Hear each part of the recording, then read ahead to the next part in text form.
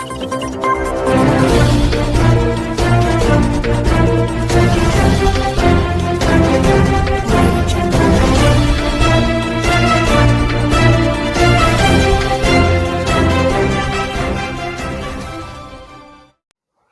बिस्मिल्लाहिर्रहमानिर्रहीम। Smart lockdown की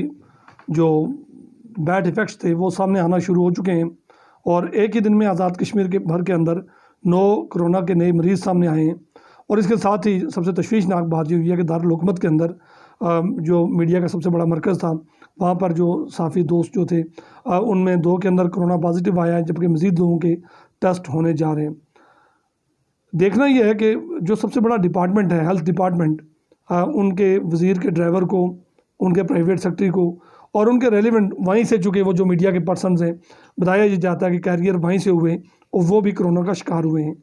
तो जब वो इदारा जो SOPs को तय करता है वहाँ पर इस तरह SOPs फॉलो नहीं हो सकती, जहाँ पर लोगों की तादाद शायद कि इतनी ज़्यादा नहीं होती, मखसूस लोग वहाँ पे जाते हैं, तो ये कैसे मुमकिन है कि आप कपड़े की मार्केट्स को खुला करके, जूते की मार्केट को खोल के, आप ये समझें जहाँ पर बच्चे भी आते हैं, ख़वातीन भी आती हैं और फिर एक ही कपड़ा कई हाथों से होकर गुजरता है, वहाँ पर आप समझते हैं कि लोग SOP को फॉलो करेंगे। ये ज़रूर हुआ कि इंतज़ामिया ने दुकानों को सील किया है, बार बार मुतनबे किया है, अनाउंसमेंट की जाती है, लेकिन एक नया इम्तहान है, एक नई मुश्किल आवाम के लिए भी है और इंतज़ामिया के लिए भी है।